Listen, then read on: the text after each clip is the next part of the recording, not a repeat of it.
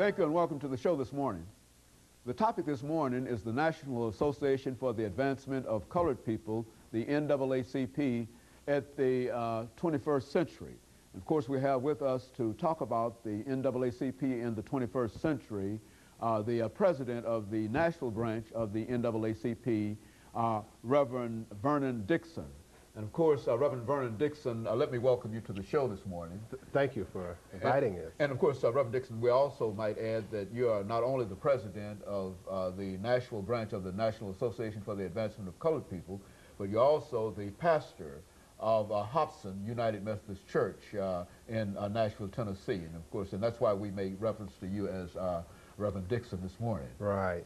Reverend Dixon, what we'd like to do today is to talk about the National Association for the Advancement of Colored People at the 21st century, recognizing that this organization was around at the 21st century, in the 20th century, and has played a very, very significant role.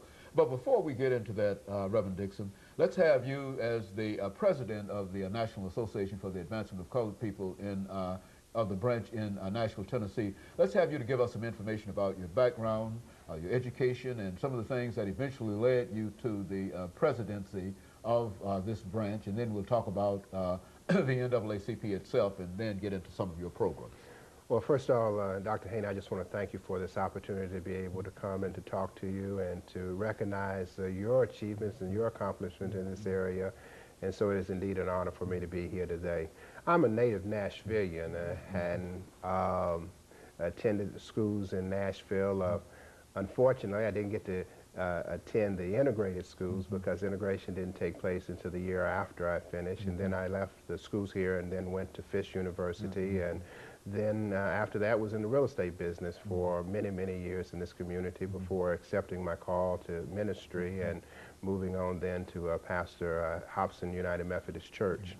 My involvement with the NAACP started when I was a teenager and under the leadership of then Mrs. Curly Magruder, who was always getting youth involved in the movement and teaching us about this organization and showing us ways that we might be able to be responsible citizens in the community. And so my early involvement started there.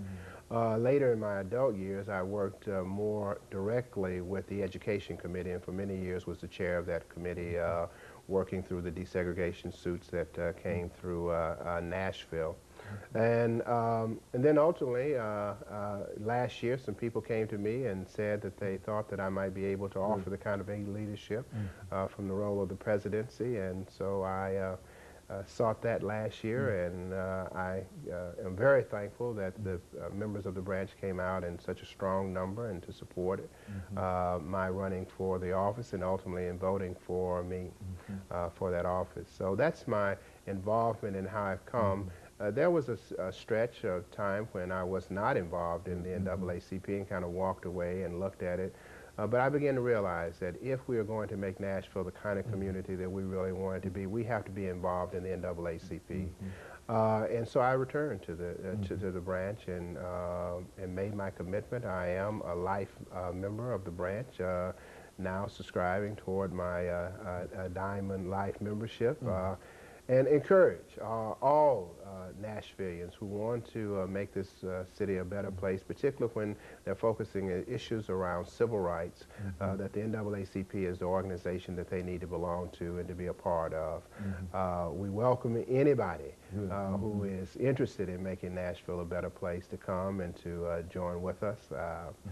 You know, when you talked about what we're going to do for the 21st century, it's important also to remember what we've done, to remember what brought the organization into existence back in 1910.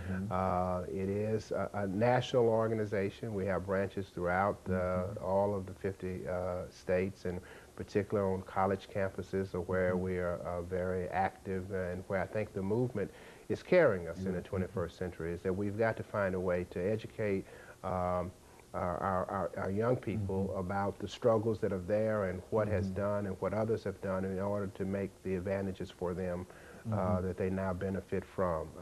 So that's the that's why I'm involved, and that's why I'm here today, to try to get others and to convince others that they need to be involved. And of course, you know, before, as we make preparations, Reverend Dixon, for our first commercial break, It's a great challenge, I would imagine, to deal with the National Association for the Advancement of Colored People in light of the fact that not very many of our young people know that much about the organization. And I would imagine that that's one of the challenges.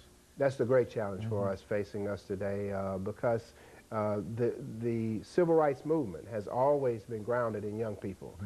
When we remember in this city the sit-ins that took place in the 60s, it was young people, it was college people that went out and made the difference in the community. And so we do have to educate them and to make it also relevant to them. Let's take this first commercial break, Reverend, and then we'll come back and talk about the civil rights movement and some other aspects of the NAACP. And we'll be back with you following this very, very short. The topic is the National Association